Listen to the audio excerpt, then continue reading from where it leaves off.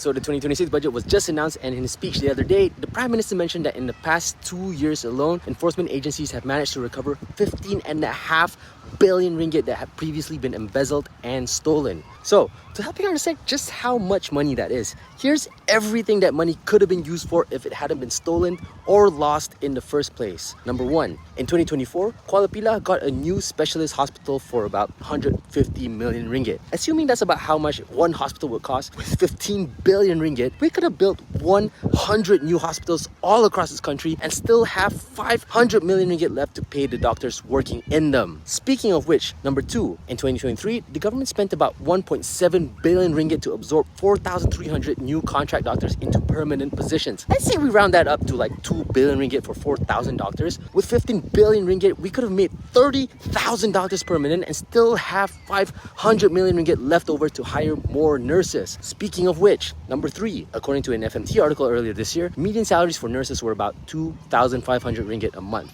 Assuming we give them a pay bump to like 3,000 ringgit, that extra 500 million ringgit could have paid the salaries of over 1,000 new nurses for 10 years. But what about schools? Number 4, well, in the 2024 budget, the government spent 560 million ringgit to build 7 new schools in Selangor, Terengganu, Sabah, and Sarawak, meaning with 15 billion ringgit, we could have built over 180 new schools all over the country and still have 500 million ringgit left over to hire a whole new bunch of teachers with. Speaking of which, number 5, in 2019, the government spent 48 million ringgit to hire 21,000 substitute teachers to overcome the teacher shortage at the time. And so, assuming the price of teachers have gone up to 15 million ringgit for 20,000 teachers, the extra 500 million ringgit we have left over would have allowed us to hire 200,000 new teachers just in the past couple years alone. But how will all these new hires get to work? Well, number 6, according to this recent budget, the government announced it would spend 4 billion ringgit to complete a new train track connecting Bandar Tasik Selatan to Seremban and Simpang Pelabuhan Klang to Port Klang, 1 billion ringgit to add 26 new coaches to the Kelana Jaya LRT line,